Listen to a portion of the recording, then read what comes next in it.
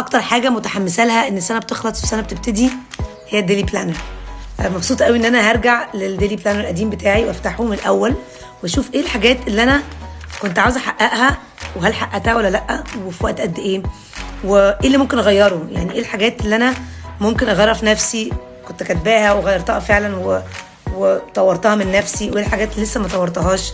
البلانر دي خطيره، جت لي بتاعت السنه الجديده في 23 من دوتس. بتديك الاول بلان مثلا ايه هتبلان ازاي الفيجن بتاعت سنه 2023 وايه الجولز اللي عاوز تحققها، ايه هي الماب بتاعت الجيرني بتاعتك بقى السنه كلها، والفول يير كالندر تو دو مانثلي وويكلي كالندر. تكتبي كل شهر هتعملي ايه وكل اسبوع جوه الشهر هتعملي ايه، والبست وورست بتاع السنه. فانا برجع في القديم ده وببص ايه الحاجات الهايله اللي حصلت لي وايه الحاجات الاوحش حاجه حصلت لي وازاي اتعلم منها. ارجع اتعلم بقى اشوف ده اتعلم منه الدرس ده، الناس دي مثلا مش هعرفها تاني السنه دي، ممكن الشخصين دول اعرفهم السنه دي. مثلا رياضه مثلا بلعبها هكملها السنه دي، حاجات كنت بعملها حاسه انه لا صعبه عليا او انا مش قادره اعملها تاني السنه دي فهبطل اعملها.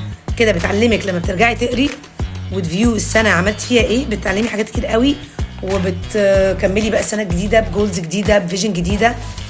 فلازم يكون معاكم بلانر زي دي. Happy 2023. Have a great year.